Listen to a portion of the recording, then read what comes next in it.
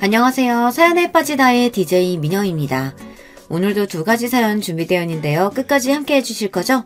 그럼 구독과 좋아요 버튼도 잊지 말아주시고요. 오늘의 사연도 바로 시작해 볼게요. 안녕하세요. 저는 서초동에서 부모님과 살고 있는 31세 여자입니다. 저는 어릴 때부터 작가가 되는 꿈을 꾸었어요. 그래서일까요? 결국 작가는 못 됐지만 이렇게 이곳에 사연을 보내며 글을 쓰는 지금 너무 행복하답니다. 제가 겪은 이야기가 파란만장하지만 부끄럽기도 해서 글을 쓸까 말까 고민을 하다 이렇게 이곳에 사연을 보내게 되었는데요. 제 이야기 한번 들어보시겠어요? 판검사 변호사는 발에 채일 정도로 별거 아닌 집이 있다면 믿으시겠어요? 그게 바로 저희 집안이었습니다. 할아버지도 변호사를 하셨고 친가댁 어르신들부터 해서 그들의 자녀인 사촌까지 검사, 변호사 그런 직업인 분들이 많았어요. 심지어 판사를 하셨던 삼촌도 있으셨습니다. 물론 저희 아버지도 그 어려운 사법고시를 합격하고 검사를 20년 가까이 하셨고요. 이런 대단한 집안에서도 아버지는 똑똑하기로 유명하고 늘 집안의 촉망을 받는 인재로 크셨다고 해요. 그래서 아버지는 집에서도 아침 일찍 일어나서부터 늘 서재에 계시고 자식인 저와 오빠 앞에서도 늘 단정하고 위험 있는 모습이셨어요. 아버지의 흐트러진 모습을 본 기억이 없을 정도로요. 하지만 아버지는 참 무뚝뚝한 분이셨어요. 검사 시절부터 일이 많아서 집에 계신 시간도 별로 없으셨고 가족끼리 밥을 먹을 때에도 입을 벌리지 않는 것이 예절이라며 조용히 밥만 먹으라고 훈육하셨어요. 저는 어릴 때부터 활달하고 발랄한 성격이었죠. 5살 아버지한테 목마를 태워달라고 졸라대기도 했었는데 어느 순간부터 과묵하고 반듯하기만 한 아버지가 무서웠습니다. 하지만 이와 달리 엄마는 다정하고 예술을 사랑하는 온화한 분이셨어요.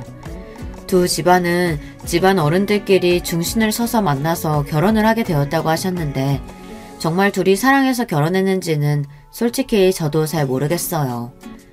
어쨌든 두 분은 별다른 싸움이나 다툼 없이 그럭저럭 잘 사셨던 것 같아요. 하지만 저는 다정하지 않은 아버지와 같은 사람하고는 결혼을 안 할 거라고 다짐하며 자랐죠. 제 위로는 오빠 한 명이 있었는데요. 오빠는 늘 학교에서 전교 1등을 도맡아 하는 수재였어요. 학창시절에도 부모님의 말은 거역할 줄도 모르고 부모님이 가라고 하는 학교에 가고 결국에는 우리나라 최고의 대학 법대에 입학했어요. 저 오빠는 무슨 재미로 사나? 하고 저는 맨날 놀려댔지만 어쨌든 우리 오빠는 그렇게 엘리트 코스를 잘 밟아서 법대 졸업 후 사법고시를 패스하고 변호사가 됩니다. 아유, 그렇게 잘난 아버지와 오빠 아래에서 저는 어땠냐고요? 저도 나름 똑똑했어요. 그런데 아무리 공부해도 오빠의 발끝에 미칠 수가 있겠어요. 저는 어릴 때부터 책 읽고 글 쓰는 것을 좋아했어요. 그런 저를 보고 아버지는 글 쓰는 작가 나부랭이가 되려고 그러냐며 혀를 차시곤 했어요. 하지만 우리 엄마는 제 글을 읽고 좋아해주는 1호 팬이셨어요. 그렇게 저는 엄격하고 엘리트인 답답한 집안에서 그래도 나름 즐겁게 성장해왔습니다. 그리고 저도 열심히 공부해서 고려대 국문학과에 당당히 합격했어요. 아버지께 칭찬받고 싶은 마음으로 합격 사실을 말씀드렸지만 정말 예상치 못한 답변이 돌아올 뿐이었습니다. 고려대면 뭐 우리 집안에서 축하받을 정도는 아니지만 그래도 수고했구나. 그치만 국문과가 뭐냐? 내가 법대 적어도 경영학과는 나와야 한다고 하지 않았느냐? 이렇게 못내 아쉬운 표정을 지으셨어요. 사실 저 좀 상처받았어요. 다른 집 같으면 고려대 갔다고 엄청 칭찬받지 않나요? 그리고 무엇보다 제가 하고 싶은 작가는 끝까지 반대하신 아버지가 조금 원망스러웠습니다. 결국 아버지의 강요로 저는 대학교 3학년 때부터 행정고시 준비를 해야 했습니다. 신림동에 있는 고시촌에서 아침 9시부터 밤 9시까지 공부를 하다가 집에 오는 날이 반복되었지만 그런 제 삶에도 한 줄기 빛과 같은 일이 생겼지 뭐예요. 그곳에서 저의 사랑을 만났기 때문이에요. 그 남자의 이름은 서준혁. 알고 보니 같은 고려대 학생이었는데 제가 다니는 독서실에 총무를 맡고 있었어요. 총무실에서 늘 금색 뿔테안경을 쓰고 고개를 푹 숙인 채 책만 들여다보고 있어서 별 관심이 없었죠. 그러던 어느 날 독서실에 온 저한테 그 총무가 말을 거는 거예요. 혹시 고려대생이에요? 과 잠바 보니까. 저도 고려대생인데 행정고시 준비하나 봐요. 그때 본 준혁씨는 하얀 얼굴에 짙은 눈썹, 크고 예쁜 눈을 가진 남자였어요. 마치 배우 송승헌 같아 보였죠. 잘생긴 남자가 관심을 보이니까 저도 싫지 않은 기분이었습니다. 게다가 같은 학교에 행정고시를 준비한다고 하니 동질감에 더 친해진 것 같았어요. 사실 우리가 고려대 행시준비 스터디가 있는데 지금 한 명이 빠져서 자리가 생겼거든요. 괜찮다면 함께 하시겠어요? 네네, 왜 같이 안 하겠어요? 저는 속으로 이렇게 생각했어요. 사실 처음 그 남자를 본 순간부터 반했는지도 몰라요. 그렇게 저는 준혁씨와 같은 행정고시 스터디에서 자주 만나게 되었어요. 가까이에서 본 그 사람은 정말 괜찮은 사람이었죠. 멋있고 잘생겼을 뿐만 아니라 정말 열심히 사는 사람이었거든요. 행정고시를 준비하는 와중에 독서실 총무도 하고 저녁에는 고등학생 과외 아르바이트도 하며 하루가 24시간이 부족한 것처럼 매사에 열심히였어요. 준혁씨는 시험 공부만으로도 바쁘지 않아요? 어떻게 그렇게 아르바이트도 많이 해요? 호기심에 제가 물어봤습니다. 제가 그렇게 해야 하는 사람입니다. 제 힘으로 돈 벌어서 학비나 학원비도 내고 결국 행정고시도 패스하고 말 겁니다. 다른 도움은 필요하지 않아요. 제가 스스로 하는 게 중요하죠. 저는 이 남자의 말에 정말 뿅 가고 말았습니다. 부끄럽지만 저는 이때까지 과외나 다른 아르바이트를 해본 적이 없었거든요. 대학교 등록금이든 용돈이든 다 부모님이 얼마든지 주셨으니까요. 자라면서 돈이 없어서 어떤 일을 못한다거나 내 힘으로 돈을 벌어본 적이 없었던 제 자신이 처음으로 한심해지는 순간이었습니다. 그런 만큼 준혁씨가 더 대단해 보였고 좋았습니다. 우리는 그렇게 조금씩 가까워지면서 준혁씨에 대해 알게 되었어요. 경기도 여주에서 태어나서 늘 그 동네에서 소문난 천재 소리를 들어가며 공부를 아주 잘했다고 합니다. 부모님은 여주에서 작은 식당을 하며 키워주셨는데 특히 어머니가 열심히 뒷바라지를 해주셨고 그래서 준혁씨는 어머니를 존경하고 있다고 해요. 준혁씨가 고려대에 입학한 날은 식당에서 돼지고기를 삶아서 이웃분들에게 나눠주는 잔치를 했을 정도로 준혁씨는 부모님의 자랑이었던 모양입니다. 순진한 저는 그렇게만 생각했습니다. 그 사람들의 이면에 있는 추잡하고 복잡한 속내를 이때는 미처 몰랐던 거예요. 준혁씨와 나는 그렇게 친구처럼 친한 사이였지만 사실 저는 이미 준혁씨를 몰래 좋아하고 있었어요. 하지만 우리 스터디에 똑똑하고 열심히 사는 잘생긴 준혁씨를 좋아했던 여자가 저뿐이었겠어요. 준혁씨는 다른 남자와는 달랐습니다. 그렇게 들이대는 여자들에게는 조금의 관심도 보이지 않았어요. 제가 1학년 때 처음 사귄 남자친구는 다정한 성격의 멋진 친구였지만 사귄 지 4달쯤 되었을 때 다른 여자애들이랑 미팅도 하고 데이트하는 장면을 저한테 딱 들켰어요. 아유, 그때 마음고생했던 거를 생각하니 저렇게 여자 보기를 돌같이 하는 준혁씨가 더욱 매력적이었어요. 하지만 준혁씨는 그런 제 마음을 아는지 모르는지 그저 아는 동생처럼 대했을 뿐이에요. 그러던 어느 날 스터디에서 1차 시험을 끝낸 기념으로 술자리를 하게 되었어요. 술을 마시는 준혁씨는 처음 보게 되었는데요. 저는 두근거리며 맥주를 홀짝거리는데 한 친구가 그 자리에서 제 얘기를 하는 거예요. 다들 우리 혜경이가 얼마나 대단한 집 자식인지 알고 있어? 얘네 집안이 이름만 대면 알만한 판검사, 변호사, 죄다 친척이고 가족이래. 얘네 아빠도 검사 출신이셨고 오빠도 지금 변호사라고 했지 아마? 스터디 선후배들은 모두 오호하며 탄성을 질러대며 저를 놀려댔어요. 그래 나만 미운 오리 새끼야. 다들 잘나셨는데 나만 행정고시 패스도 못하고 이러고 있다고. 마음껏 놀려대라. 그렇게 재미있게 술자리를 마치고 집에 가려고 하는데 갑자기 준혁씨가 저를 집까지 바래다 주겠다는 거 아니겠어요? 이게 꿈이야 생시야. 오늘 땡 잡았네.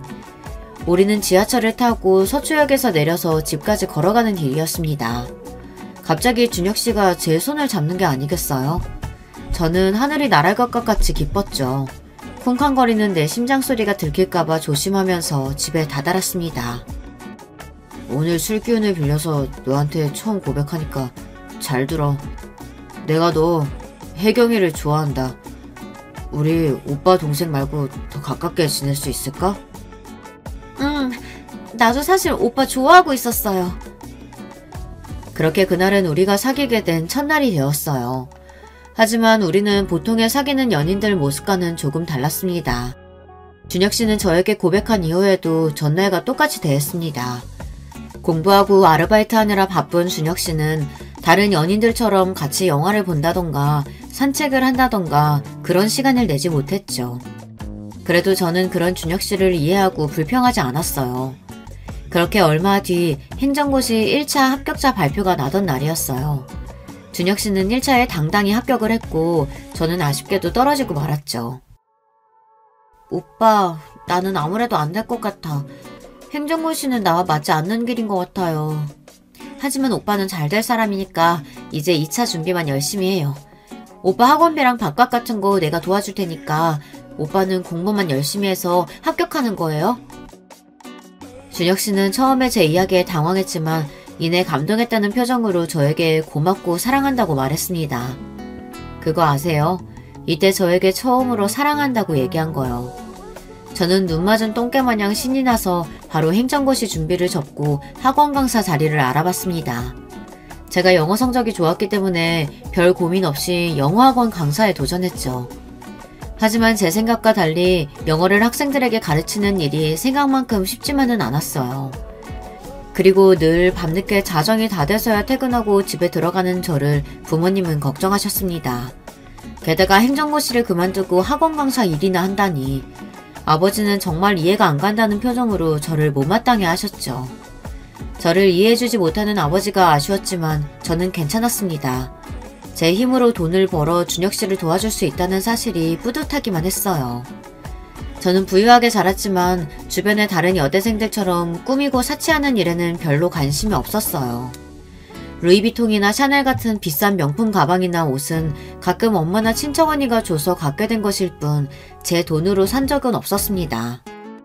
엄마가 주시는 용돈 50만원과 비상용 카드가 있어서 학생인 제가 쓰는 데는 충분했어요. 그래서 학원 강사를 하고 받은 월급 180만원은 모조리 준혁 씨에게 갖다 줬습니다. 또 함께 식사를 하고 데이트하는 비용은 모두 제가 다 부담해야 했죠.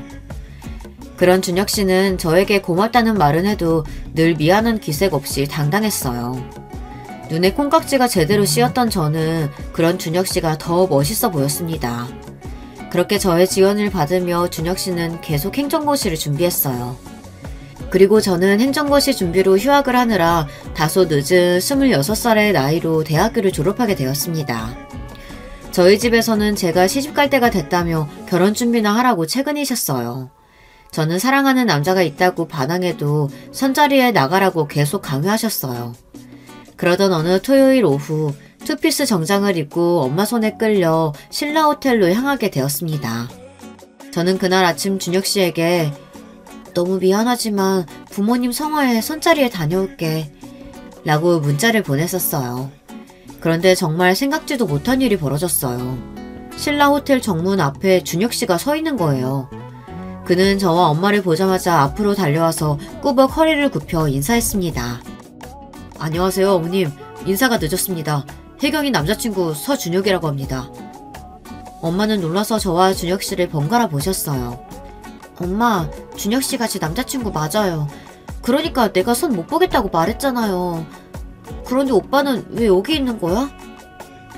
준혁 씨는 쑥스럽다는 표정을 지으며 어머님, 초면에 큰 실례인 줄은 알지만 저 혜경이랑 결혼할 겁니다. 혜경이가 다른 남자랑 손을 보는 일을 막아야겠어서 이 자리에 왔습니다. 정말 박력 있지 않나요? 말수가 적고 애정 표현도 별로 없던 준혁 씨는 저를 잃게 될까봐 용기를 내서 이 자리까지 나온 거였어요. 나를 이렇게나 사랑하는구나. 또 한 번 저는 준혁 씨에게 감동하게 됩니다. 그래도 우리 엄마는 참 좋으신 분이었어요. 이 기막힌 상황에서 놀라고 당황하셨을 텐데 저희에게 다음에 보자고 말씀하시고 선자리에 온 청년에게 잘 설명해서 보내겠다며 호텔 로비로 가셨습니다. 오빠 나랑 결혼한다고요? 그럼 지금 나한테 청혼하는 거예요? 저는 준혁씨 팔에 매달리며 수줍게 몰아보았어요. 당연하지. 다른 자식이랑 결혼하려고 했어? 혜경아, 나 시험 꼭 붙을게. 나랑 하는 거다 결혼? 말이 끝나기 무섭게 준혁씨의 핸드폰이 울렸어요. 네 어머니, 여기 일은 잘 끝났어요. 제가 여자친구 데리고 여주 내려갈게요. 준혁씨는 어머니와 이렇게 통화하고는 그 길로 바로 여주에 내려가서 저는 준혁씨 부모님을 처음 뵙게 되었습니다. 저는 갑자기 청혼을 받고 또 갑자기 예비 시부모님을 만나게 되니 당황스럽기 그지 없었지만 단호하고 박력있게 저를 이끄는 준혁씨에게 홀려서 그가 하자는 대로 따르기만 했어요. 준혁씨의 집은 여주 시내에 있는 작은 국밥집이었습니다. 동그란 양철 테이블이 4-5개 있고 메뉴판에 돼지국밥, 소머리국밥, 수육 그런 것들이 적혀 있었어요. 식당 안에 남자 손님 2명이 있었는데 가게 안에 들어온 저희를 잠깐 쳐다보더니 이내 국밥에 고개를 받고 우거우거 국밥을 먹고 있었죠. 제가 식구들과 다녔던 깨끗하고 깔끔한 식당들과는 달리 조금 어둡고 알 수 없는 냄새들이 뒤섞인 이 작은 식당에 온 것이 전 처음이었어요. 아, 이곳이 준혁씨가 자라온 곳이구나. 싫다기보다는 우리가 정말 다른 환경에서 자랐다는 실감이 되는 순간이었어요. 아이고, 이게 누구야? 우리 아들, 이게 얼마만이야? 아까 전화 받고 바로 내려온 거구나? 준혁씨 어머님은 준혁씨를 반갑게 맞으시고는 그 옆에 서 있는 저를 위아래로 쭉 살펴보시더니 입을 크게 벌리시며 웃으셨습니다. 아, 아가씨가 우리 준혁이랑 만난다는 좋은 집 딸내미인가 봐요? 어서 와요. 우리 식당이 보기에는 좀 그래도 국밥은 끝내주는데. 어떻게 한 그릇 줄까요? 우리 국밥 먹으러 온 거 아니에요, 엄마. 사실 저는 이런 식당에서 국밥을 먹어본 적이 없었죠. 하지만 어머님이 보여주신 후에 어떻게 거절할 수 있겠어요. 네, 어머님. 너무 맛있는 냄새가 나는걸요? 국밥 한 그릇 주세요. 어머님은 신이 나셔서 금세 국밥 2그릇과 부추무침, 깍두기 등 밑반찬을 몇 개 내어주셨습니다. 저는 처음 먹어보지만 고소한 국밥을 맛있게 먹고 있었어요. 어느새 준혁씨 아버님과 여동생도 오셔서 같이 둘러앉았어요. 아버지, 어머니, 여기 이 사람은 이혜경이라고 하고요. 행정고시 공부하면서 만난 친구입니다. 그리고 저희 곧 결혼하려고 합니다.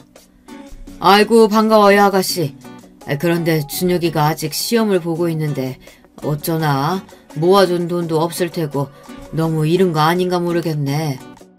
그때 준혁씨 어머님은 아버님을 흘겨보며 말씀하셨어요. 결혼이 뭐 꼭 준비돼야 하는 건가? 우리 준혁이가 한다고 하면 하는 거지. 안 그래요, 아가씨? 네, 그럼요. 그리고 준혁씨가 이번 2차 시험은 합격할 것 같으니까요.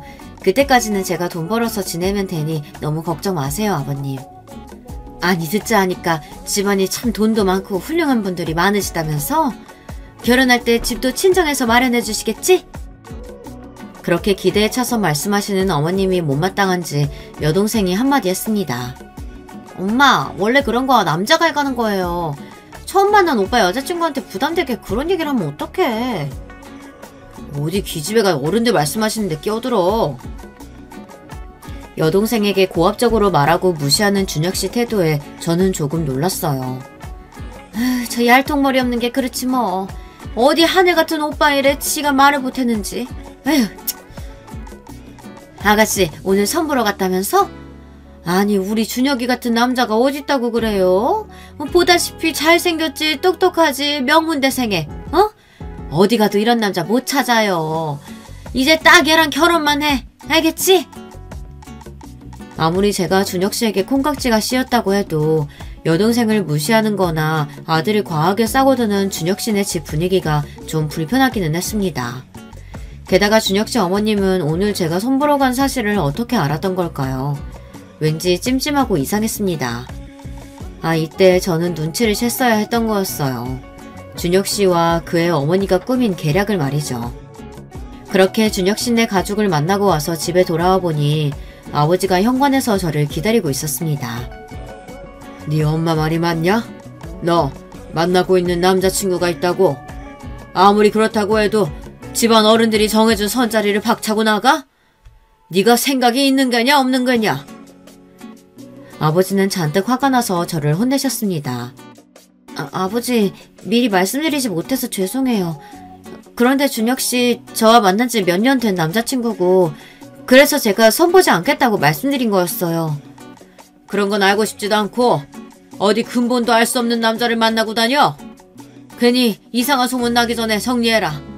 그리고 우리 집안에 걸맞는 남자를 만나야 돼. 아버지, 저 준혁씨가 오늘 청혼했어요.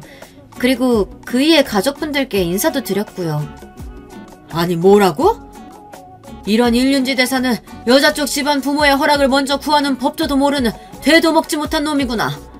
너는 격떨어지게 그쪽 집에 먼저 인사를 하고 왔다는 거냐? 아버지의 말씀이 지금 생각해보니 구구절절 이치에 맞는다는 걸 알지만 그때 저는 순진하고 사랑에 눈이 먼 멍청이였죠. 무서운 아버지의 강력한 반대에도 불구하고 준혁씨와 저는 우리들만의 결혼을 준비하고 있었습니다. 그러다가 그만 화가 머리끝까지 난 아버지는 저에게 집 밖으로 한 걸음도 나가지 말라는 불호령을 내리셨습니다. 오빠 어쩌면 좋아? 아버지가 이제 집에서 근신하라고 불호령을 내리셨어. 앞으로 오빠 만나지 못할 거야. 혜경아, 지금 바로 집을 나와서 나랑 만나. 할 수 있지? 준혁씨는 굳은 결심을 한 듯 저에게 집에서의 탈출을 단호하게 얘기했습니다. 저는 그 말을 듣고 주인의 말을 따르는 강아지처럼 아무 생각도 없이 가출을 감행했습니다. 그리고선 준혁씨를 만났죠. 당장 갈 곳도 잘 곳도 없었던 저를 준혁씨는 자기네 집 여주로 데려갔습니다.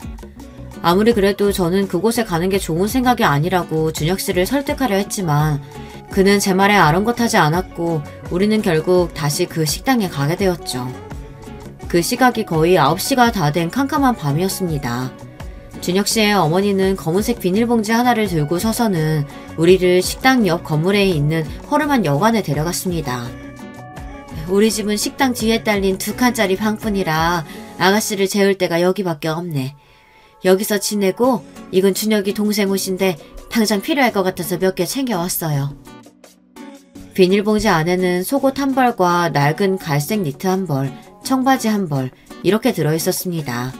지금까지 저는 남이 입던 속옷이나 옷은 입어본 적이 없었지만 그래도 급하게 가출한 상황에 그런 것을 따질 겨를 없이 얼떨떨한 채로 감사의 표시를 했습니다. 그렇게 준혁씨 어머니는 떠나시고 준혁씨와 단둘이 여관에 남았습니다. 여관은 쿰쿰한 냄새가 스멀스멀 나고 화려한 무늬가 새겨진 짙은 갈색 벽지로 더 어두운 느낌이었어요.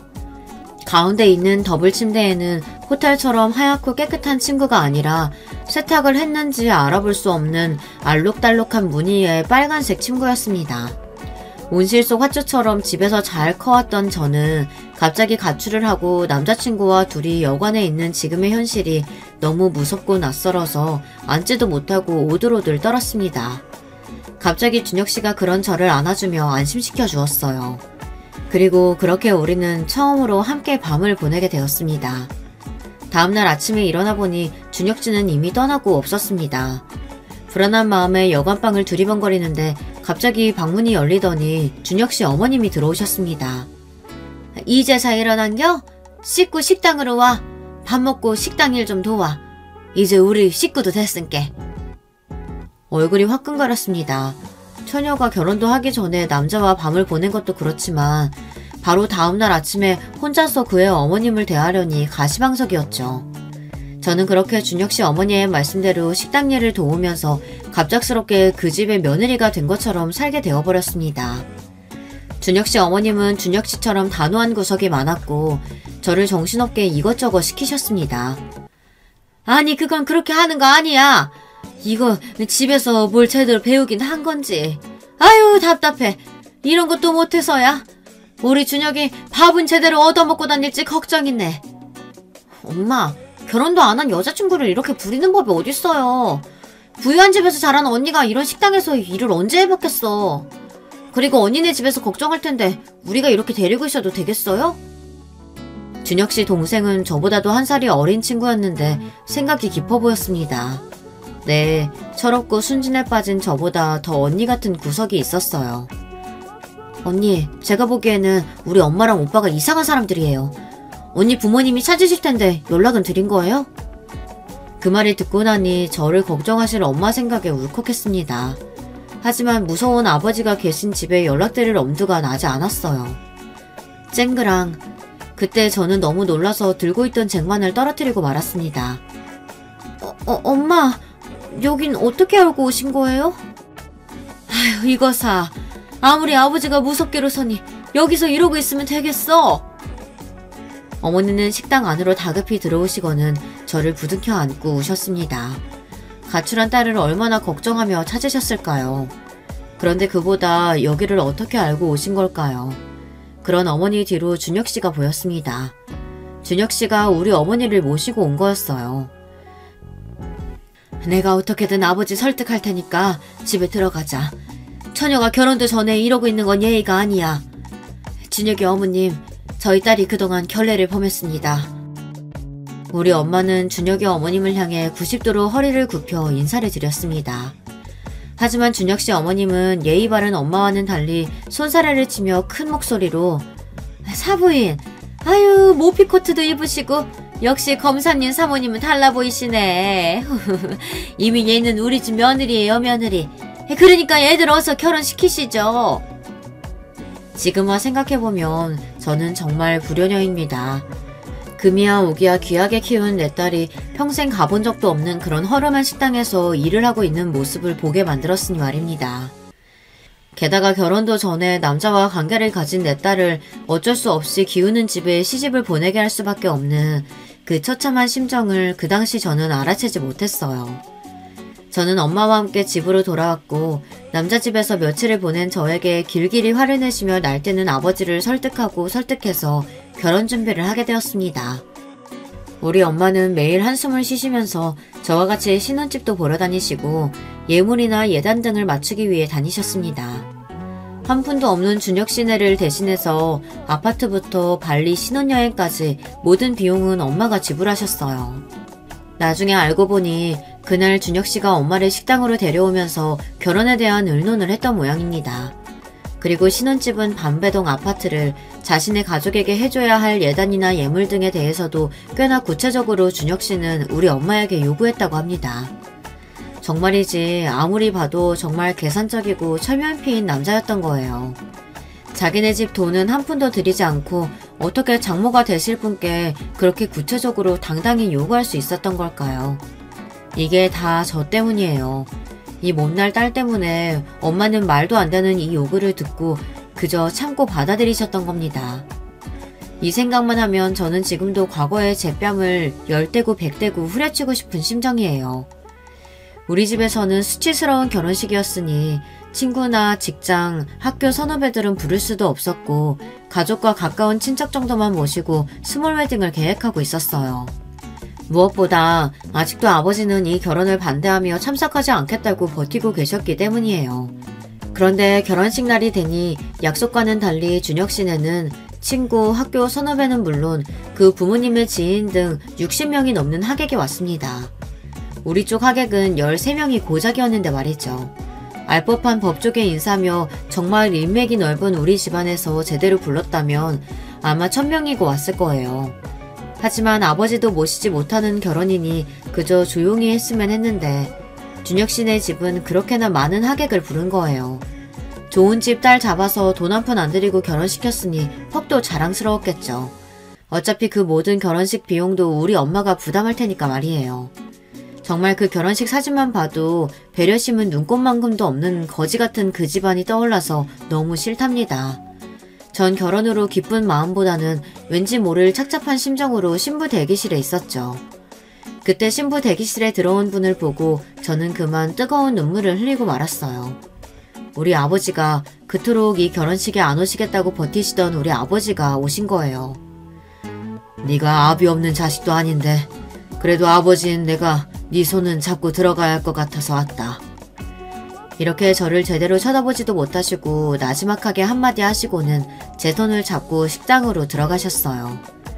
무뚝뚝하지만 누구보다도 딸인 저를 사랑하고 아끼셨던 우리 아버지.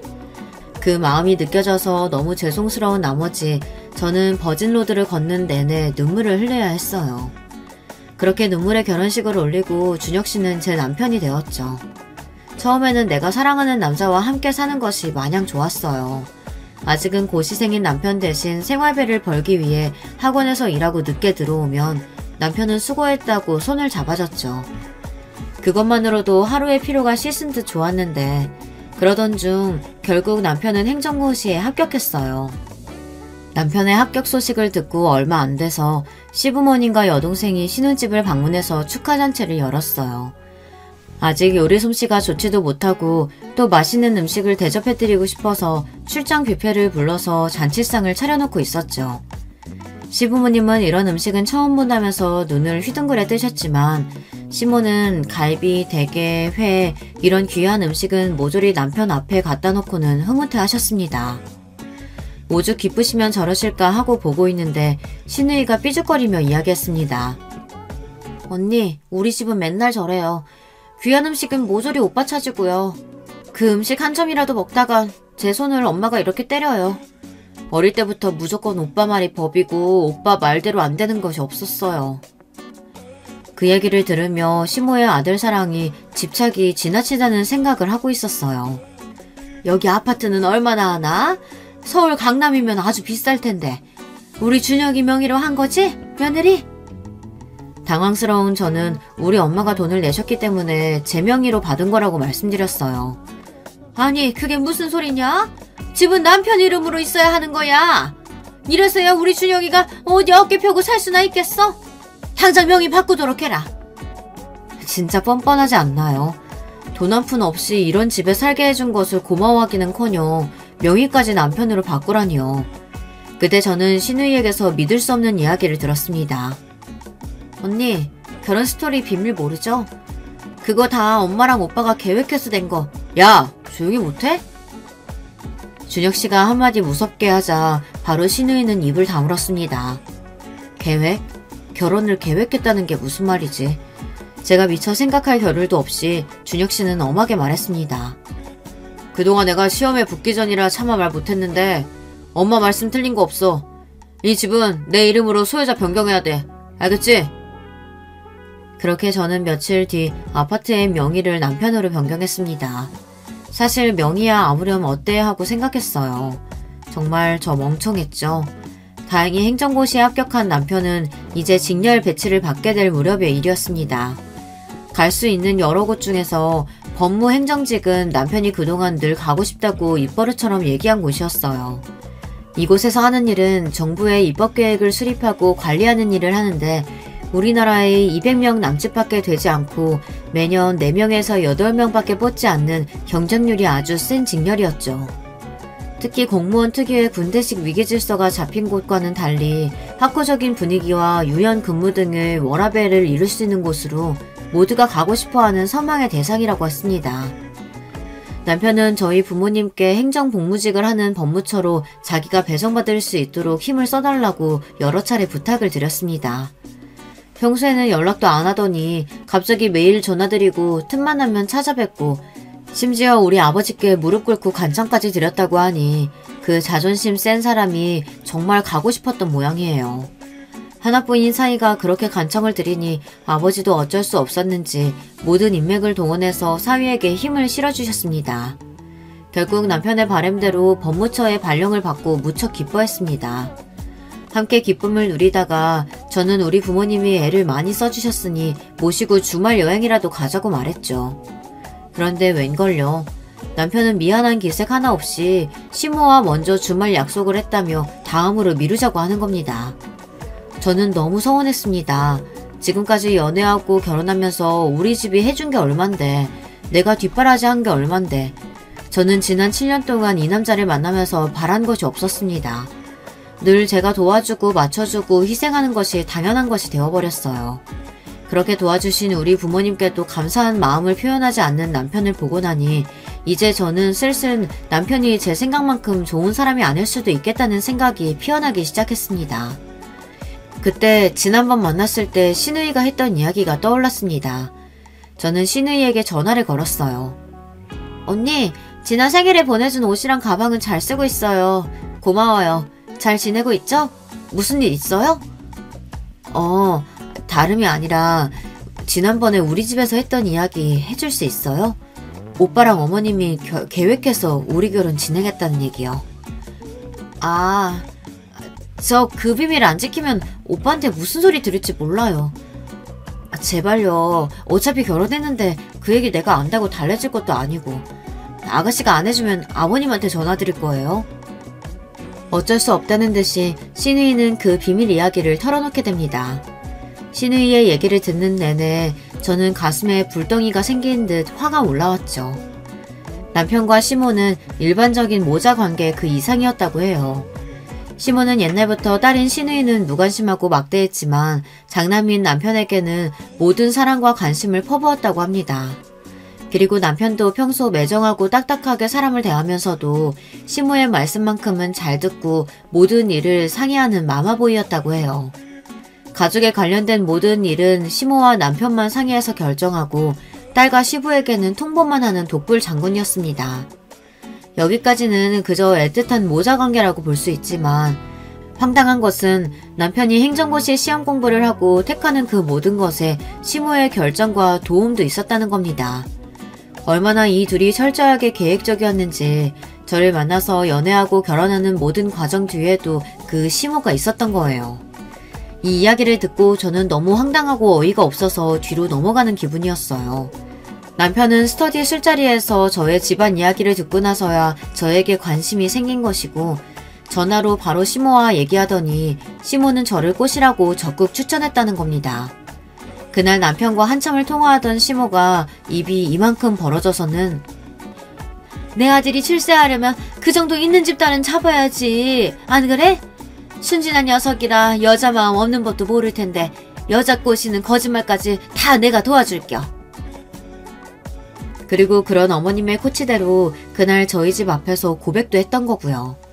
사실 남편은 그 이전부터 같은 과에서 사귄 여자친구가 있었는데 시모의 말을 듣고는 바로 그 여자를 차고 저랑 사귄 거라네요.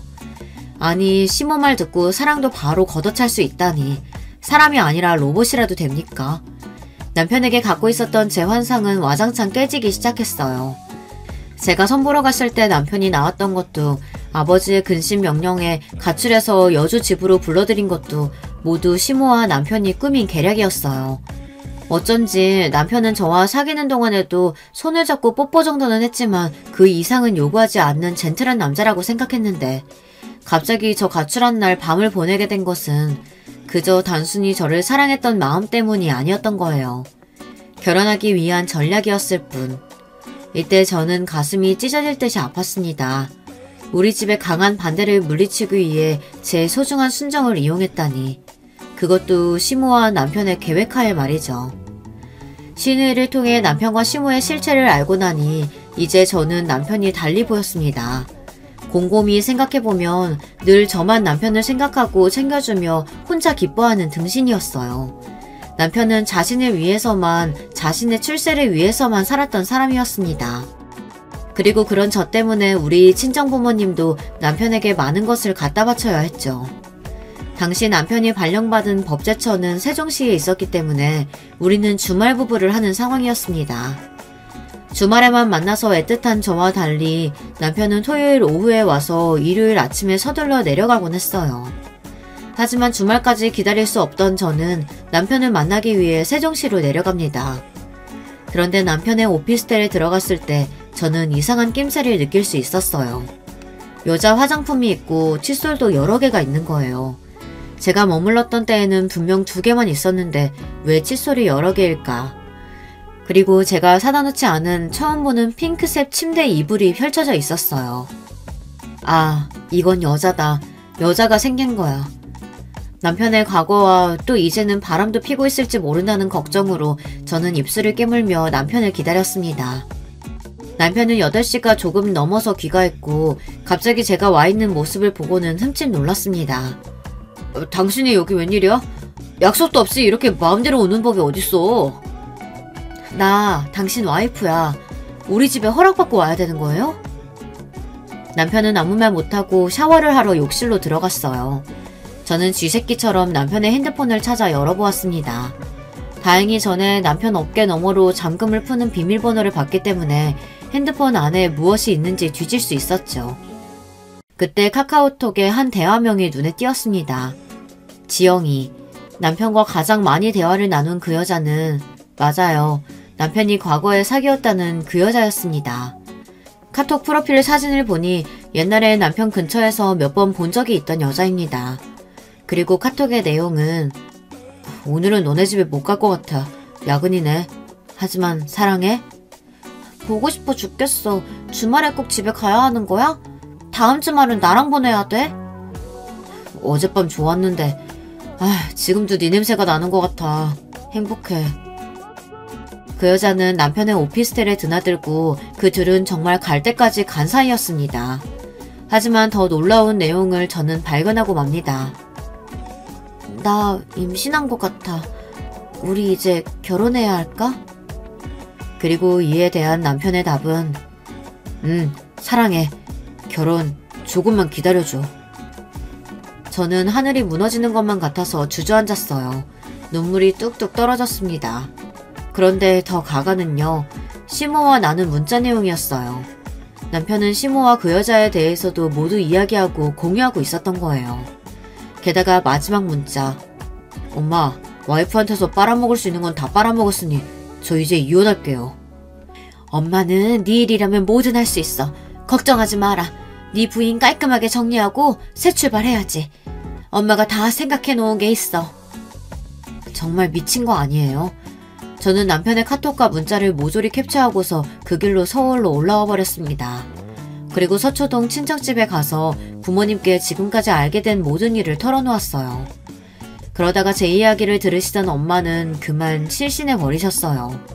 가뜩이나 당뇨에 혈압도 있으신 분인데 자기 딸이 당한 일을 들으시고 그 충격을 감당하기 어려우셨던 거예요. 어머니를 병원에 입원시켜드리고 나오면서 아버지는 저를 부르셨습니다. 내가 지금 검사 생활에서 은퇴했다지만 이 새끼 가만히 안 둔다. 그딴 집 자식이 감히 우리 집을 농락해? 내 귀한 딸 신세를 망쳐? 죄송해요, 아버지. 이 못난 딸을 용서하세요. 그리고 저도 남편, 아니 그 나쁜 놈과 시모 절대 용서 못해요. 핸드폰을 보니 남편에게서 온 부재중 전화가 32통이나 와있더군요. 남편은 세종까지 내려왔던 제가 연락도 없이 사라지고 전화도 받지 않자 이 상황을 눈치챈 모양입니다. 다음날 신혼집으로 찾아온 남편에게 저는 말했습니다. 나 이제서야 당신이 어떤 인간인지 똑똑히 알았어. 이혼해. 그리고 당신은 결혼할 때 땡전 한 푼 안 가져왔으니까 그대로 짐 싸서 이 집에서 나가주면 좋겠어. 무슨 소리야. 이 아파트 내 집이야. 내 명의로 된 내 집. 이혼해줄 테니까 네가 나가. 남편은 눈 하나 깜빡하지 않고 뻔뻔하게 나왔습니다. 저는 아버지와 이 일을 상의했습니다. 이 버러지 같은 놈. 법도 제대로 모르는 게 어디서 명의 타령이야. 혜경아, 잘 들어라. 내가 잘 아는 변호사한테 얘기해놨으니까 내일 만나서 이혼 소송 준비하면 된다. 그리고 그놈 족치는 건 내가 지금 생각하고 있는 게 있으니 염려 마라. 무뚝뚝하고 애정 표현 없으셨던 우리 아버지는 지금 사위, 아니 그놈에 대한 분노를 숨기지 않고 누구보다 열심히 딸의 복수를 계획하고 계셨어요. 저는 이제 아버지의 말씀을 잘 듣는 딸이 되어 말씀해주시는 모든 일을 그대로 처리하기 시작했습니다. 아버지가 붙여주신 이혼 전문 변호사는 제가 가진 카톡과 문자를 증거로 불륜을 청구 이유로 하는 이혼 소송을 진행할 것이며 100% 이길 자신이 있다고 호언장담하였습니다. 또한 아파트 명의가 아무리 남편이라고 한들 처음 매수할 때 우리 엄마 통장에서 돈이 이체된 정황과 결혼 관련 모든 비용에 대한 증빙만으로도 그놈에게 한 푼도 주지 않을 수 있다고 덧붙였습니다. 이혼 소송을 당했다는 소식을 듣고 시모가 달려와 저에게 화를 냈어요. 어디 여자가 하늘 같은 남편한테 뭐? 소송? 이혼 소송? 게다가 우리 아파트까지 뺏어간다고? 이런 도둑년이 어딨어? 평생 남에게 욕 한 번 제대로 못하고 자란 저도 이 순간은 참지 못하고 어른인 시모에게 대들어댔습니다. 진짜 도둑놈이 누군데요? 그 고시생 시절부터 결혼해서까지 저 한 푼도 당신 아들에게 받은 거 없어요. 선물 하나 제대로 못 받고 내 20대 인생 그리고 우리 친정 돈까지 모두 해먹은 준혁씨가 그 사람이 도둑놈이죠. 어머님도 그 도둑놈이 바람 피는 것까지 알면서 저랑 이혼시키려고 했다면서요? 이젠 나도 그 사람이랑 안 살아요. 이혼할 거예요.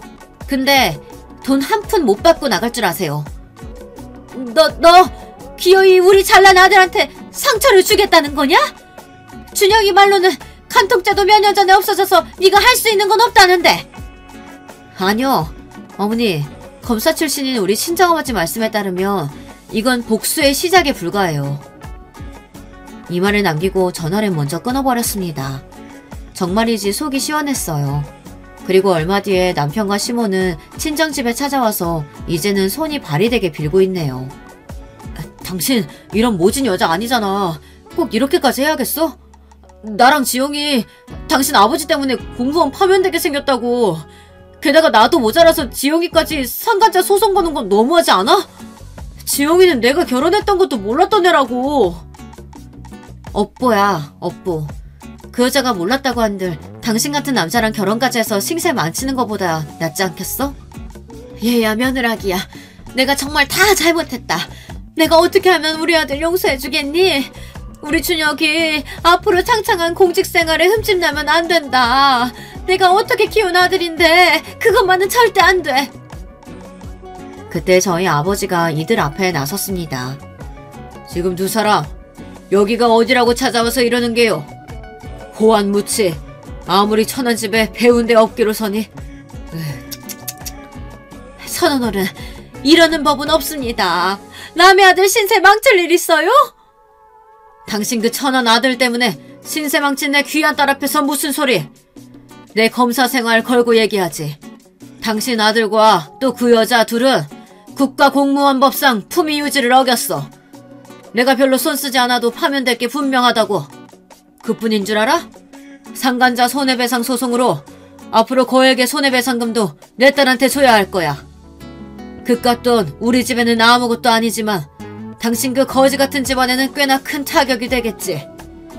또 한 번 내 딸과 우리 집 앞에 얼씬거리면 그때는 경찰에 연행되는 줄 알아. 알아듣겠나? 전 남편과 시모는 아무 말도 하지 못하고 그대로 나가서 다시는 얼굴을 보지 못했습니다. 간혹 전 남편이 전화나 문자를 했지만 저는 핸드폰 번호를 바꾸고 방배동 신혼집도 처분하여 그 남자를 조금도 볼 여지를 조금도 남기지 않았어요.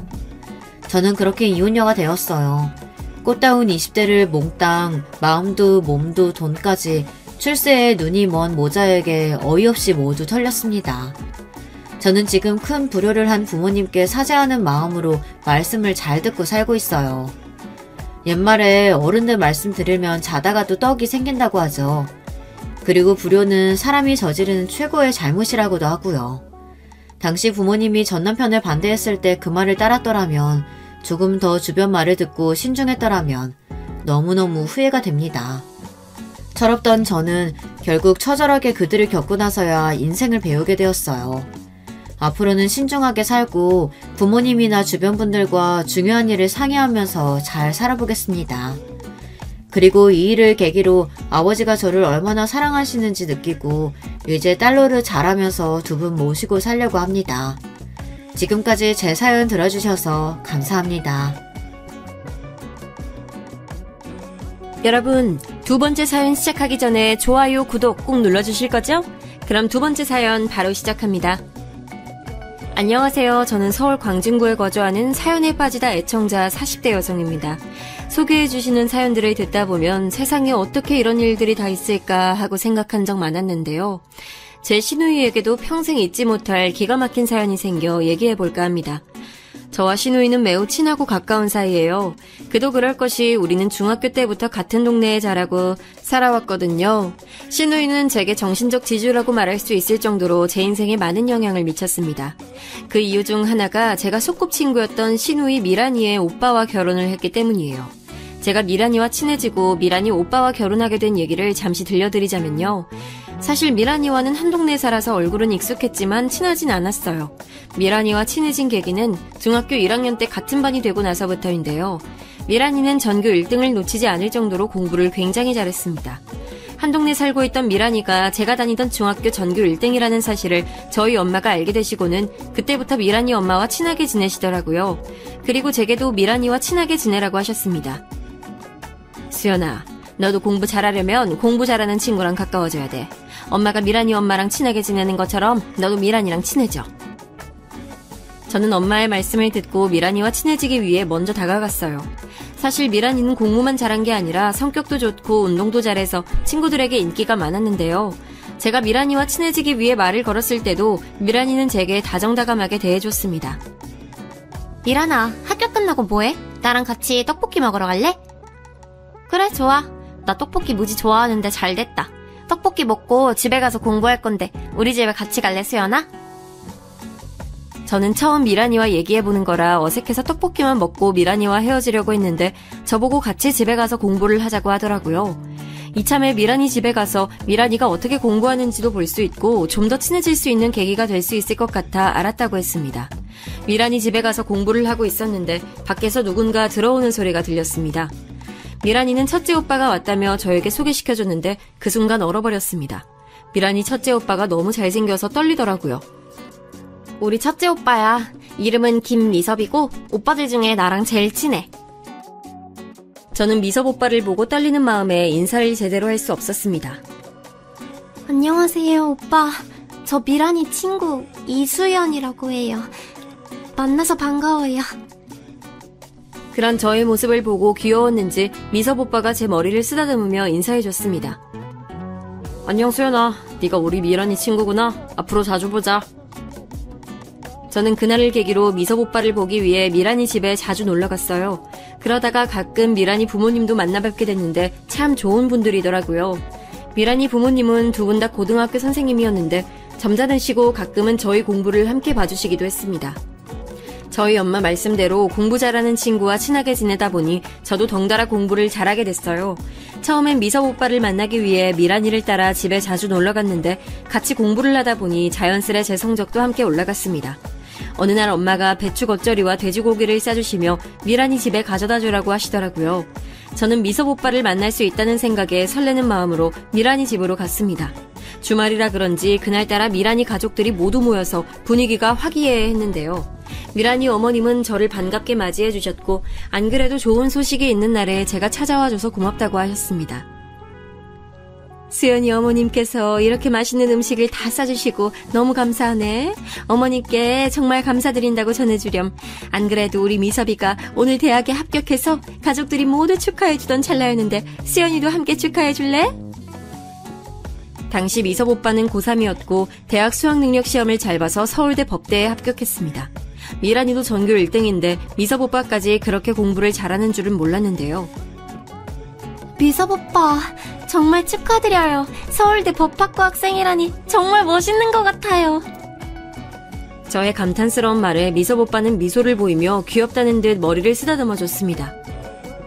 수연아, 축하해줘서 고마워. 그런데 우리 수연이 앞으로 자주 못 볼 것 같아서 서운하기도 하네. 저는 처음에 앞으로 자주 못 본다는 말이 무슨 말인가 싶었어요. 저희 본가는 대구에 있었고 미섭 오빠는 이제 대학교에 가기 위해 서울로 이사를 가야 했습니다. 미섭 오빠를 이제는 자주 못 본다는 생각에 너무 슬프더라고요. 제가 많이 아쉬워하는 표정을 짓자 미섭 오빠는 제게 괜찮다는 듯이 위로해줬습니다. 수연아, 너도 미란이랑 열심히 공부해서 서울대 입학해. 그래서 나중에 서울에서 자주 만나자. 저는 그날 이후로 정말 열심히 공부했어요. 미섭 오빠 덕분에 열심히 공부를 해야 할 계기가 생겼거든요. 미섭 오빠는 대학교에 입학한 이후로 거의 만날 수가 없었고 저는 대구에서 미란이와 함께 같은 고등학교로 입학했습니다. 미란이는 고등학교에 입학하고 나서도 늘 전교 1등을 놓치지 않았어요. 그런데 저는 고등학교 때부터 성적이 떨어지기 시작하더라고요. 성적이 떨어지자 공부할 의욕도 함께 떨어졌습니다. 그리고 그때부터 담배도 피우고 나쁜 친구들과 어울리기 시작했어요. 저도 모르는 사이에 그런 친구들과 어울리기 시작하니 자연스레 미란이와는 멀어져 갔습니다. 어느 날은 학교 가방에 들어있던 담배를 집에서 엄마가 발견하시곤 집안이 발칵 뒤집혔는데요. 수연아, 너 요즘 미란이랑 같이 공부도 안 하고 학교 끝나고 이상한 데 가는 것 같더니 뭐하고 지내는 거야? 아니, 담배도 피는 거야? 엄마가 못된 친구들이랑 어울리지 말라고 했잖아. 저는 엄마 말에 반항심이 솟구쳤습니다. 엄마가 뭔데 지금 나한테 이래라 저래라야. 내가 누굴 만나서 사귀든 엄마가 뭔 상관인데. 공부 잘하는 미란이 옆에서 공부해봤자 나도 걔처럼 공부 잘하게 되는 것도 아니고. 아, 왜 맨날 미란이 얘기만 하는 건데. 미란이랑 나랑 비교하지 마. 저는 반항심에 엄마한테 그렇게 소리치고 그대로 가출해버렸습니다. 그렇게 일주일 정도 가출 생활하고 있는데 미란이가 제게 학교에서 할 얘기가 있다며 잠깐 시간 좀 내달라고 하더라고요. 그동안 성적이 떨어지고 미란이와 거리를 두며 학교 생활을 했기 때문에 미란이가 갑자기 저를 불러내니 의아했습니다. 수연아, 요즘 너 왜 그러는 거야? 난 네가 나쁜 길로 빠지게 될까봐 무서워. 예전처럼 나랑 다시 친하게 지내면 안 될까? 내가 너 성적 다시 오를 수 있도록 같이 옆에서 도와줄게. 너희 엄마도 많이 걱정하시는 것 같아. 미란이 이야기를 잠자코 들어보니 저희 엄마가 미란이에게 제가 집을 가출했다며 학교에서 어떻게 지내는지 물어봤다고 하더라고요. 미란아, 우리 엄마가 시켜서 이러는 거면 이럴 필요 없어. 넌 너 갈 길 가면 되고 난 나 갈 길 가면 되는 거야. 앞으로 나 신경 쓰지 마. 저는 저를 걱정해주는 미란이의 말이 전혀 귀에 들어오지 않았습니다. 그리고 괜히 미란이를 시켜 제게 이야기하게 한 엄마가 더 미워지더라고요. 그리고 얼마 뒤 큰일이 생겼습니다.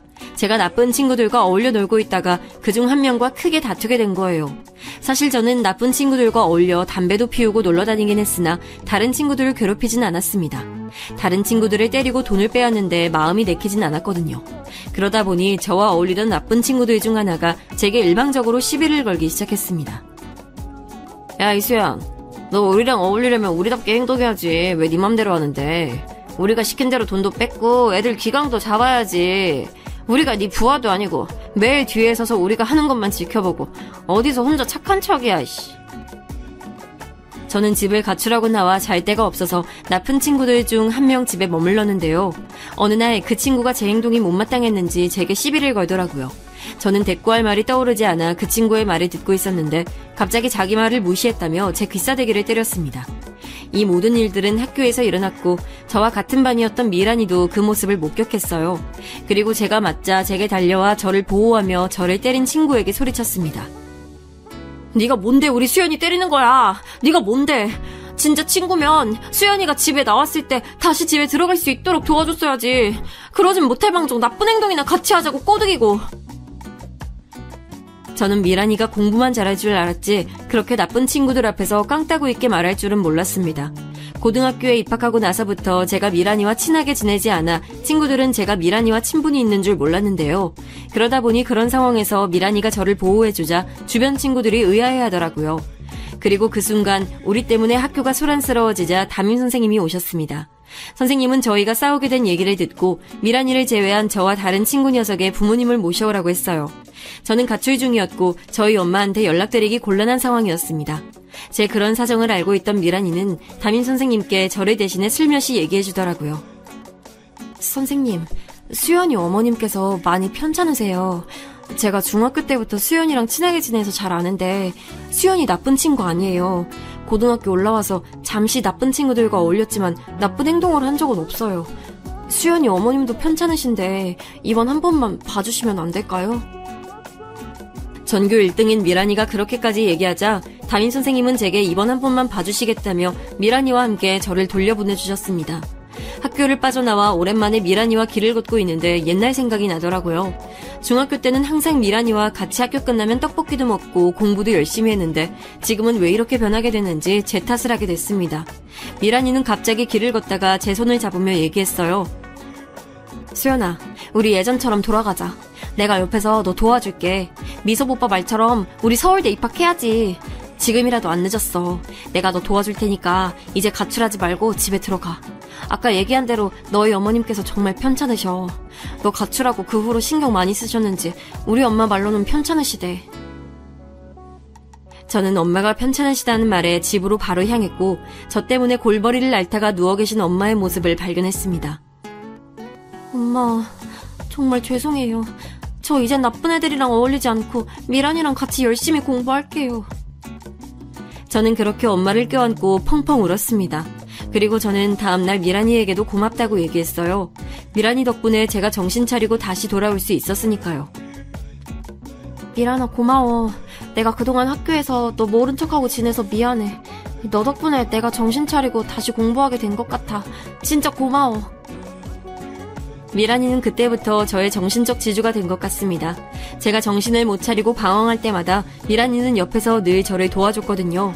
그리고 미란이 덕분에 저는 열심히 공부해서 미란이와 함께 서울대에 입학할 수 있었습니다.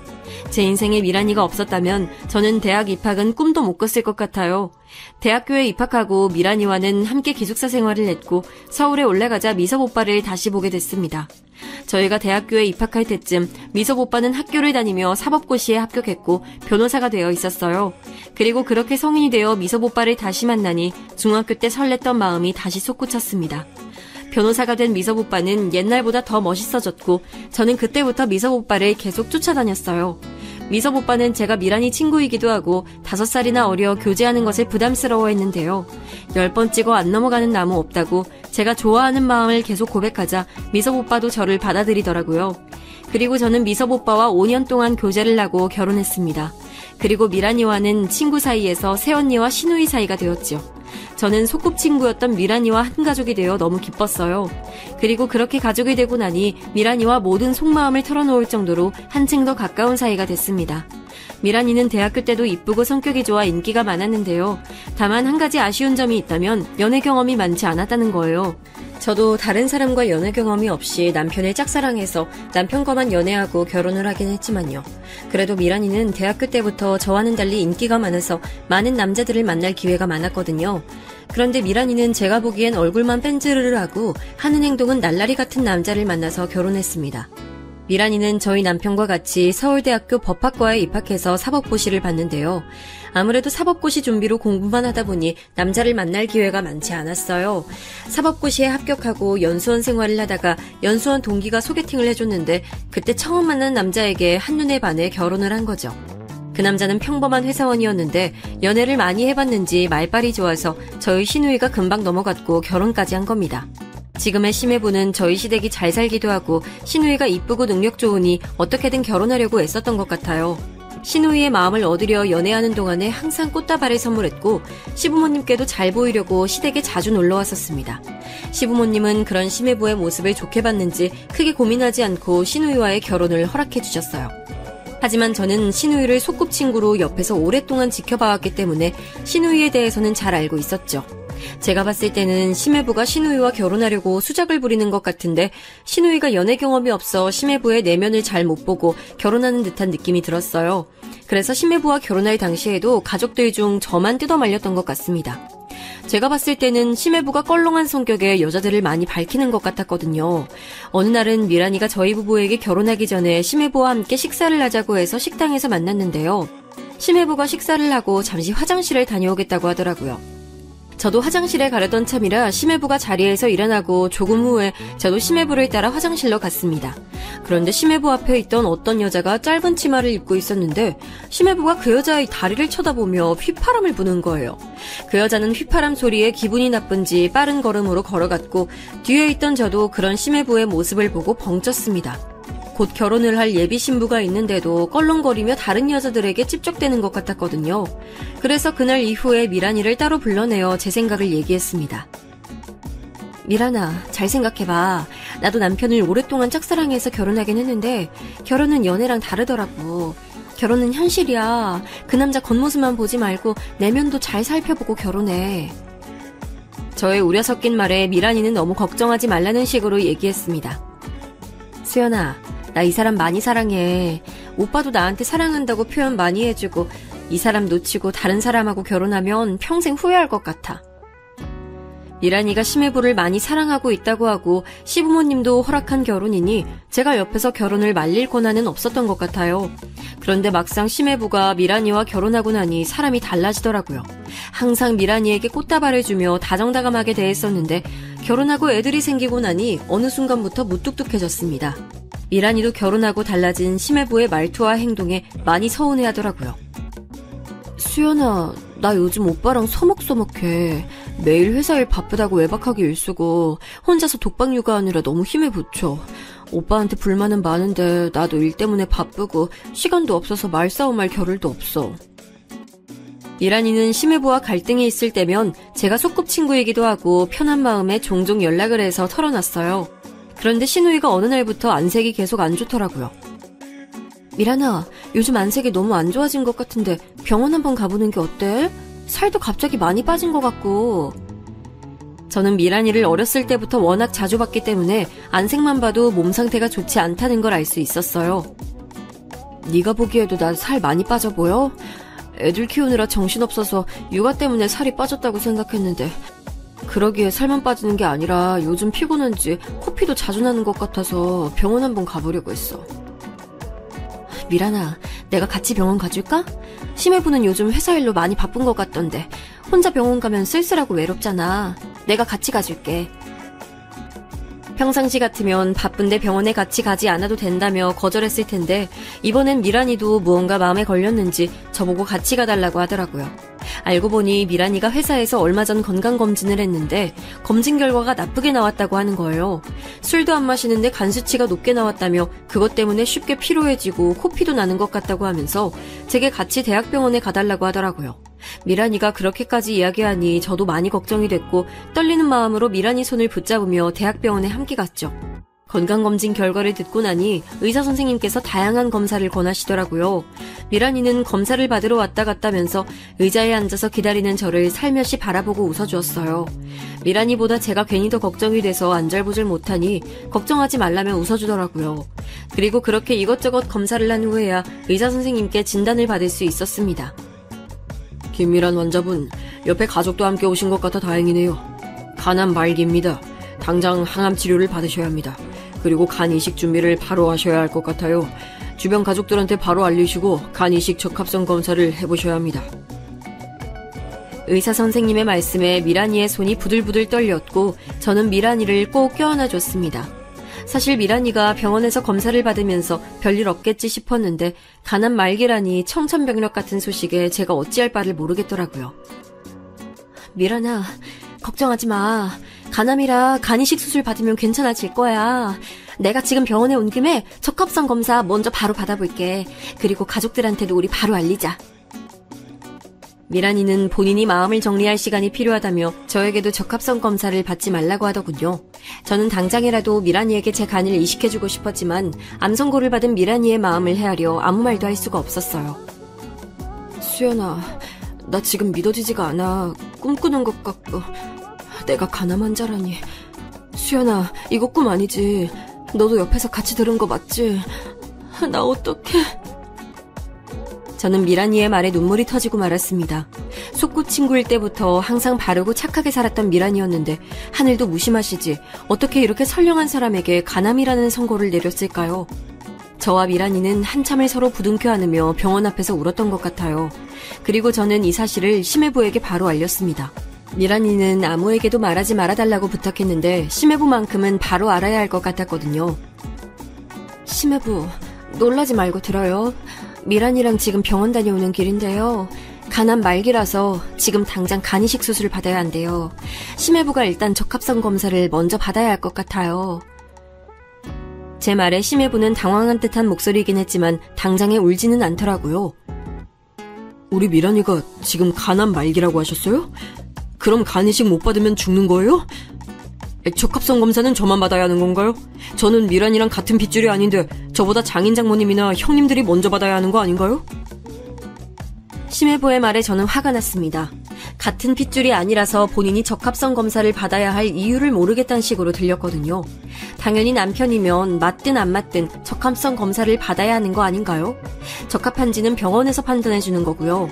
당장의 미란이를 살려내려면 간이식이 필요한 상태인데 저런 식으로 심해부가 얘기하자 제 입장에선 어이가 없더라고요. 심해부, 잘 들어요. 간암이 일반적인 질환이랑은 다른 거 아시죠? 그냥 약 먹어서 치료하면 낫는 병이 아니에요. 당장 방사선 치료도 받아야 되고 항암 치료도 받아야 되고 무엇보다 간이식하지 않으면 죽을 수도 있어요. 저는 심해부가 미란이가 아프다는 사실을 알고 옆에서 당장 병원에 입원해 치료를 받을 수 있도록 설득해달라고 전화를 한 거였어요. 그런데 자꾸 이상한 말을 해대니 화가 나더라고요. 네, 알겠습니다. 저한테 연락 주셔서 감사드려요. 퇴근하고 미란이랑 이야기해보고 바로 병원에 입원할 수 있도록 할게요. 저는 귀찮다는 듯이 말하는 심해부가 믿음직스럽지 않았지만 미란이를 설득해 얼른 병원에 데리고 가길 바랐어요. 그리고 그 다음날 미란이에게서 직접 연락이 오더라고요. 수연아, 어제 오빠한테 바로 전화했다면서. 나 당장에 병원에 입원할 생각 없어. 며칠 뒤면 우리 엄마 칠순인데 다 같이 펜션 잡아서 놀러 가기로 했잖아. 좋은 날 나 때문에 망칠 순 없어. 그때까지만 다른 사람한텐 절대 말하지 마. 특히 우리 엄마한테는. 아가씨는 곧 있을 시어머님 칠순잔치까지 저에게 암 선고 사실을 비밀로 해달라고 부탁했어요. 사실 시어머님께서 1년 전 유방암 진단을 받으시고 항암 치료를 받으시다가 얼마 전 유방암 수술을 받으시고 완치 판정을 받으셨거든요. 재발 가능성이 있어 꾸준히 유방암 검사를 받기는 해야 하나 지금은 건강을 많이 회복하셨어요. 그래서 가족들이 시어머님의 칠순 생신 겸 유방암 완치를 축하하기 위해 가족들끼리 여행을 가기로 한 거였죠. 저는 이번 시어머님의 칠순잔치를 망치기 싫다는 미란이의 굳건한 결의가 전화 너머로 느껴져서 알았다고 얘기했습니다. 그리고 미란이가 걱정되어 매일 집에 찾아갔어요. 제가 미란이가 아프다고 하는 소식을 심해부에게 바로 전달한 이유는 심해부가 미란이가 쉴 수 있도록 육아도 도맡아 하고 집안일을 했으면 하는 것 때문이었는데 미란이의 암 선고 전후로 변한 게 없더라고요. 심해부는 여전히 회사 일이 바쁘다는 핑계로 밤늦게 들어오거나 외박을 했습니다. 수연아, 매일 이렇게 찾아와주지 않아도 되는데 그래도 네 덕분에 내가 이렇게 쉴 수 있는 것 같아 고마워. 나 혼자 지금 이 시기를 견뎌내고 있었다면 많이 힘들었을 텐데 네가 있어서 마음의 짐이 한결 가벼워졌어. 그동안 미란이는 제가 방황할 때마다 옆에서 소꿉친구로서 겉돌지 않도록 잘 잡아주었는데 제가 미란이가 힘들 때 옆에 있어주는 건 당연한 일이었어요. 그리고 며칠 뒤 시어머님의 생신이 다가왔습니다. 몇 개월 전부터 시어머님 칠순 파티를 위해 저희 가족은 펜션을 예약해뒀는데요. 온 가족이 다 같이 가는 여행이었습니다. 저는 아침부터 분주하게 여행 준비를 하고 있는데 심해부로부터 전화 한 통이 오더라고요. 미란이가 지금 몸 상태가 많이 안 좋은 것 같아요. 아무래도 병원에 다녀와야 할 것 같아서 저희 집은 좀 늦게 펜션에 도착할 것 같네요. 저희 늦는다고 상황 설명 좀 적절하게 해주세요. 사실 미란이의 몸 상태가 많이 좋지 않다고 하자 너무 걱정이 됐어요. 심해부 걱정 말아요. 가족들한텐 내가 잘 얘기할 테니까 병원 잘 다녀오시고 무슨 일 있으면 저한테 바로 전화 주세요. 마음 같아선 심해부와 함께 저도 병원에 가고 싶은 마음이 굴뚝 같았지만 시어머님 칠순 파티를 준비를 위해 펜션에 빨리 도착했어야 했어요. 저희 남편 밑으로 남동생이 2명이 있었고 모두 결혼을 했기 때문에 저에겐 동서가 2명이 있었는데요. 첫째 동서는 저보다 3살이 어린데 늘 저를 친언니처럼 잘 따라요. 첫째 동서네가 저희 집에 가깝게 살기도 하고 아이들 나이대가 비슷해서 가족들끼리 친하게 지내고 있는데요. 가끔 보면 성격이 불같아서 저희 첫째 서방님이 거의 잡혀 살더라고요. 그리고 둘째 동서는 저보다 6살 많은데요.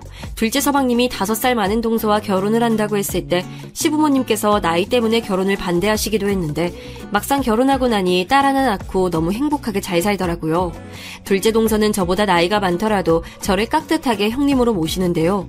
신사임당처럼 현명해서 동서이긴 하지만 제가 배울 점이 많아요.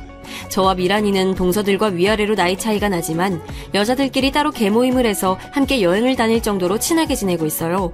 모두 외향적인 성향이기도 하고 무엇보다 같은 대학교를 나와서 그런지 공감대도 많고 사총사가 모이면 죽이 잘 맞아서 대화를 하면 끊이지가 않아요. 그래서 이번 시어머님 칠순 파티도 여자들끼리 모여 펜션에서 거하게 파티를 준비하자고 계획을 했던 거예요. 예정대로 미란이를 제외하고 저와 동서들은 펜션에 좀 더 일찍 모여 풍선으로 이쁘게 주변을 꾸미고 가족들이 모두 모여 먹을 수 있는 양의 음식을 준비했습니다. 시어머님 칠순잔치 준비로 정신없을 때쯤 뒤늦게 미란이와 심해부 그리고 시조카들이 왔더라고요. 그런데 미란이의 2 눈이 빨개져서 마치 한참 오른 듯한 느낌이 들었습니다.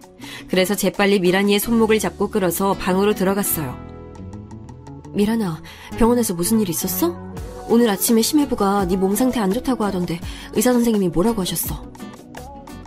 미란이는 저의 물음에 제 얼굴을 보자마자 눈물을 흘렸습니다. 수연아, 나 아무래도 오래 못 살 것 같아. 간이식 당장 받지 못하면 죽을 수도 있대. 그리고 지금 몸 상태가 너무 안 좋아져서 간이식 수술 받더라도 죽을 확률이 높고. 저는 미란이의 말에 충격을 받았고 어찌할 바를 몰랐습니다. 미란아, 걱정 마. 네가 말하기 힘들면 내가 내일 가족들한테 얘기할게. 가족들부터 적합성 검사 받고 바로 수술 받으면 돼. 그리고 수술 받으면 괜찮아질 테니까 병원에서 한 말 너무 신경 쓰지 마. 저는 울고 있는 미란이를 진정시키며 달래줬습니다. 그리고 저희는 밖으로 나와 가족들과 함께 식사를 했습니다. 그런데 미란이가 식사를 하다가 기침을 심하게 하더라고요. 그리고 기침과 함께 피를 토해냈습니다. 그 모습을 본 가족들은 깜짝 놀랐고 미란이가 당황해하자 저는 이참에 가족들에게 사실대로 얘기하는 게 좋을 것 같아 어렵게 말문을 꺼냈어요. 아버님, 어머님, 그리고 가족 여러분 모두 놀라지 말고 들어주세요. 사실 아가씨가 얼마 전에 간암 말기 진단을 받았어요. 당장 간이식 수술을 받지 않으면 죽을 수도 있대요. 저의 갑작스러운 발언에 가족들 모두 당황했고 특히 시어머님이 충격을 받으셨는지 의자를 부여잡으시더라고요. 미란아, 아유, 네가 아무래도 나 때문에 간암에 걸린 것 같구나. 암도 유전이라던데 엄마가 우리 딸한테 미안해서 어쩔꼬. 그런 시어머님을 보고 미란이는 시어머님을 꼭 껴안아 드렸습니다. 엄마, 아니에요. 무슨 그런 말씀을. 엄마 탓 아니에요. 그리고 나도 엄마처럼 항암 치료 잘 받고 이겨낼 테니까 걱정 마세요. 한참에 그렇게 온 가족이 미란이를 걱정하는 마음에 눈물바다가 됐습니다. 그리고 밤이 늦어 그 다음날 아침 모두 간이식 적합성 검사를 받으러 가기로 했죠. 아침 일찍 병원에 가기 위해 식사를 급하게 마무리하려고 하는데 심해부가 회사에서 급한 전화가 왔다며 밖으로 나가더라고요. 저는 미란이 일로 심해부와 대화를 나눌 겸 심해부를 따라 밖으로 향했습니다. 그리고 펜션에서 좀 떨어진 곳에서 전화를 하고 있는 심해부의 모습이 보이더라고요. 밤늦은 시간이고 외진 산속에 나 홀로 있는 펜션이라 그런지 주변이 조용해서 심해부의 목소리가 크게 들렸습니다. 자기야, 난 저녁 간단히 먹고 지금 술 한잔 중이야. 술 마시니까 자기가 보고 싶네. 오늘은 가족 모임 때문에 우리 자기 못 만나러 가서 미안해. 그리고 좋은 소식이 하나 있는데. 저는 회사 일로 전화를 받으러 간 심해부가 자기야 라고 하자 깜짝 놀랐어요. 그리고 숨죽이고 계속 심해부의 대화를 엿들었습니다. 내가 말했잖아. 우리 와이프 지금 간암 말기 선고받았다고. 오늘 병원에 갔는데 간이식 수술 받아도 죽는다고 하네. 와이프랑 이혼 전에 와이프가 죽게 생겼으니 우리 둘이 합치는 게 수월해졌어. 앞으로 일은 다 나한테 맡기고 걱정하지 마. 저는 심해부의 말에 경악을 금치 못했습니다. 그동안 회사 일이 바쁘다고 집에 잘 들어오지 않았는데 그게 모두 바람 피우느라 그랬던 거더라고요. 그리고 미란이가 죽을지도 모르는 상황에서 상간녀와 웃으며 대화를 나누다니 당장이라도 심해부의 머리채를 뜯고 한 대 때리고 싶었습니다. 저는 심해부의 바람 소식을 미란이에게 바로 알려야 할까 고민했는데요. 아무리 생각해도 생사를 오가는 사람에게 남편이 바람 피웠다고 도저히 얘기 못하겠더라고요. 그래서 다시 펜션으로 돌아와 믿고 의지할 수 있는 동서들을 따로 불러내어 모든 이야기를 털어놨습니다. 동서들은 저와 같이 경악을 금치 못하더라고요. 형님, 우리 이렇게 가만히 있어도 되는 거예요? 당장에 심해부한테 가서 따져야 하는 거 아닌지 모르겠어요. 아가씨 오빠들도 다 있는데 호되게 혼나야 하는 거 아닐까요? 첫째 동서가 흥분하며 말하자 둘째 동서가 차분하게 얘기하더라고요. 형님, 저도 당장 심해부한테 가서 아가씨를 대신에 윽박지르고 싶은데 지금은 참아야 할 것 같아요. 안 그래도 아버님, 어머님 모두 아가씨가 간암 말기라고 해서 충격받으셨는데 심해부가 바람 피운 얘기까지 들으시면 쓰러지실지도 몰라요. 우리 제대로 그 두 년놈들을 어떻게 제대로 복수해야 할지 고민해봐요. 저는 둘째 동서가 하는 얘기에 공감했고 일단은 심해부의 바람 소식보다 미란이의 간 이식부터 해결해야 할 것 같더라고요. 그리고 저희 가족은 연로하신 시부모님을 제외하고 온 가족이 모두 적합성 검사를 받았습니다. 심해부는 적합성 검사를 받는 걸 내키지 않아 하는 눈치였지만 가족들이 모두 나서서 검사를 받으니 상황상 어쩔 수 없이 끌려가 받게 됐습니다. 그리고 검사 결과를 듣는데 다행히 가족 중 한 명이 간 이식이 가능한 상태라고 의사 선생님이 말씀해 주시더라고요. 이수연 보호자분, 적합성 검사 결과 김미란 환자분께 간 이식 가능합니다. 정말 다행히 다른 사람도 아닌 제가 미란이에게 간 이식이 가능한 상태였고 저는 주저없이 미란이에게 간 이식을 하겠다며 얘기했습니다. 그러자 미란이는 제 손을 붙잡고 얘기하더라고요. 수연아, 나 어차피 수술 받아도 죽을 확률이 높대. 가족들 간에도 간이식 수술 무서워서 잘 못한다고 하던데 나 때문에 네가 수술 받다가 잘못될 수도 있고 나 간이식 안 받을래. 미란이는 저에게 마음만은 너무 고맙지만 수술을 받지 않겠다며 거부했습니다. 미란아, 나 이대로 너 못 보내. 제발 내가 부탁할게. 간이식 받고 제발 살아줘. 지금 이렇게 죽으면 너무 억울해서 안 돼. 제발. 저의 간절한 부탁과 함께 옆에 있던 다른 가족들도 미란이를 설득하기 시작했어요. 단 한 사람 심해부만 제외하고요. 그리고 미란이는 가족들의 성화에 못 이겨 간이식을 받기로 결심했고 저희는 며칠 뒤 바로 간이식 수술을 진행했습니다. 수술 받으면 죽을 확률이 90% 이상이라던 의사 선생님의 말씀과 달리 간이식 수술은 성공적으로 끝마쳤어요. 수술 뒤 미란이의 상태는 며칠 동안 위태롭긴 했지만 2주 정도가 지나자 위험한 단계에서 벗어났습니다. 김미란 환자분, 하늘이 도왔어요. 가난 말기에 간이식 수술이 쉽지 않은데 환자분과 이수연 보호자님의 간절한 바람 덕분에 수술이 성공적으로 마무리됐습니다. 의사 선생님의 말씀에 저는 뛸 듯이 기뻤습니다. 사실 저도 미란이에게 간을 기증하겠다고 했지만 수술이 두렵기도 했거든요. 미란이에게 간 기증을 하고 몇 날 며칠 동안 중환자실에 누워있으면서 미란이가 깨어나기를 간이식이 성공했기를 바랐었는데요. 미란이가 제 간을 기증받고 다시 건강을 회복할 수 있다는 사실에 저는 너무나도 감격스러웠습니다. 그리고 그렇게 꽤 오랜 시간이 지났고 미란이는 이제 간이식 수술에서 회복하여 퇴원했습니다. 저도 아직 간 기증 후 몸이 성치는 않았지만 미란이보다는 몸을 움직이는데 수월했어요. 그리고 미란이의 간이식 수술 후에도 변치 않고 집에 늦게 들어오는 심해부의 모습을 보면서 더 이상은 가만히 두고 볼 수 없었습니다. 미란이에게 심해부의 바람 소식을 알렸는데요. 충격적이었던 건 미란이가 이미 심해부가 바람 피우고 있다는 걸 알고 있더라고요. 수연아, 나 사실은 진작부터 알고 있었어.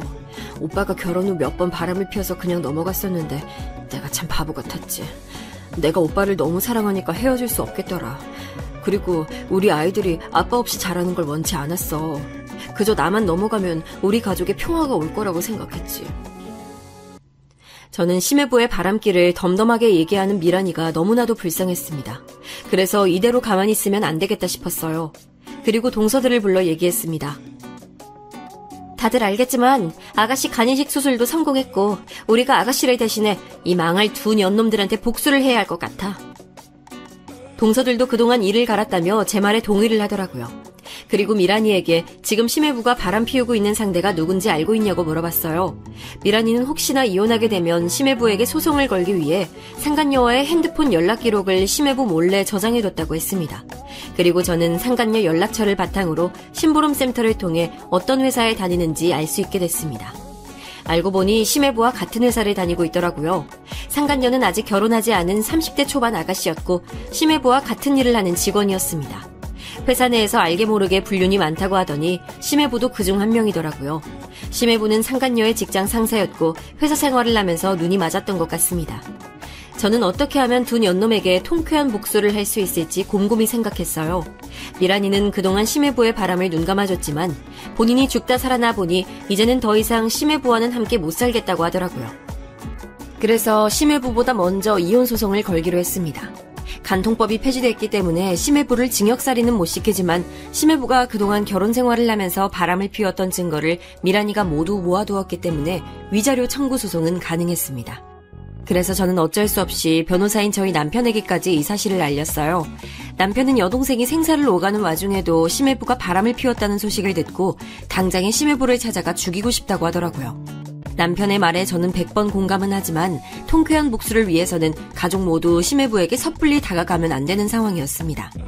남편은 미란이가 그동안 모아두었던 증거자료가 부족하다며 상간녀와 심해부가 애정행각을 벌인 사진이 필요하다고 했어요.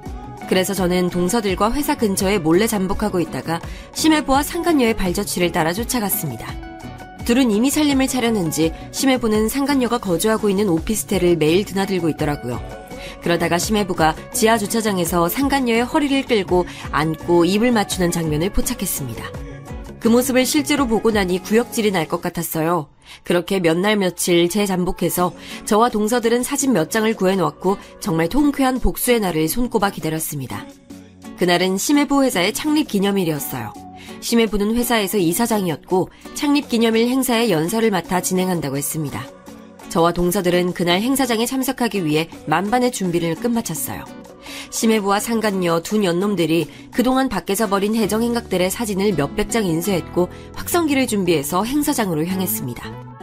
저는 그동안 미란이가 제게 어렸을 적부터 베풀어준 호의를 생각하면 미란이를 대신하여 심해부와 상간녀에게 제대로 복수를 해주고 싶었어요.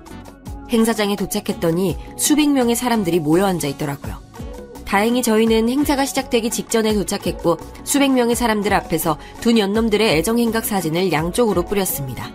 사람들은 외부인 3명이 이상한 사진을 뿌리며 행사장 앞으로 나아가자 수근거리기 시작하더라고요. 그리고 저는 확성기를 꺼내들어 큰 소리로 외쳤습니다. 이기원 이사장님과 서희수 대리는 불륜관계입니다. 지금 나눠드리는 사진이 그 증거예요. 이기원 이사장님은 암선고를 받은 아픈 와이프를 두고 서희수 대리와 불륜을 저지르며 애정행각을 벌여왔습니다. 저 더러운 연놈들을 회사에서 추방해주세요. 제가 실명을 거론하며 확성기로 떠들어대자 심해부가 깜짝 놀라 제게 달려오더라고요. 여기서 지금 뭐 하시는 거예요? 이 사진들은 다 어디서 난 건데요? 어서 밖으로 나가지 못해요? 심해부는 저보고 밖으로 나가라며 밀쳐댔고 함께 행사장에 있던 동서들이 제 옆에 딱 달라붙어 심해부를 노려봤습니다.